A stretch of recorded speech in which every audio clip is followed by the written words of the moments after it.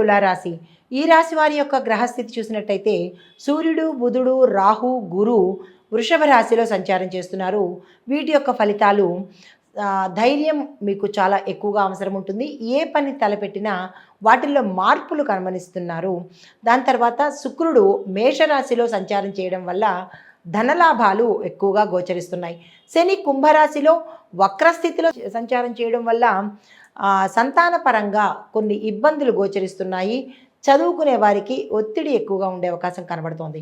కుజుడు సింహరాశిలో సంచారం చేయడం వల్ల మీ యొక్క ఆశలు ఏమైనా ఉంటే అవి నెరవేరేందుకు సూచనలు కనబడుతున్నాయి. అయితే ఇప్పుడు విద్యార్థులకు చూసుకున్నట్టయితే చదువులో ఒత్తిడి వాతావరణం ఉన్నప్పటికీ మంచి ఫలితాలు సాధిస్తారు.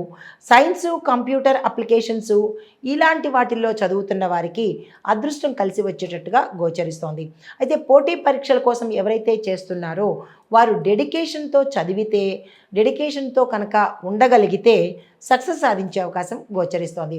గ్రూప్ స్టడీస్ ద్వారా మంచి పెర్ఫార్మెన్స్ పొందే అవకాశం కనబడుతోంది. ఆ దిశగా ప్రయత్నం చేయండి.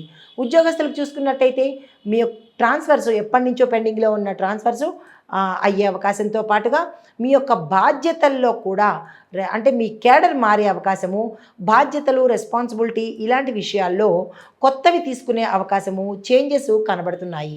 అయితే ఒత్తిడిని ఎదుర్కొంటూ ఉన్నతాధికారుల ప్రశంసలను మీరు ఎప్పటికప్పుడు పొందే అవకాశం కనబడుతోంది. వేతనంలో పెరుగుదల లేకపోయినప్పటికీ పనిలో చేసే దాంట్లో అభివృద్ధి అయితే గోచరిస్తోంది. కొత్త ఉద్యోగ ప్రయత్నాలు చేసే వాళ్లకు ఇది చక్కని సమయము. ఆ ప్రయత్నాలు చేసుకోండి.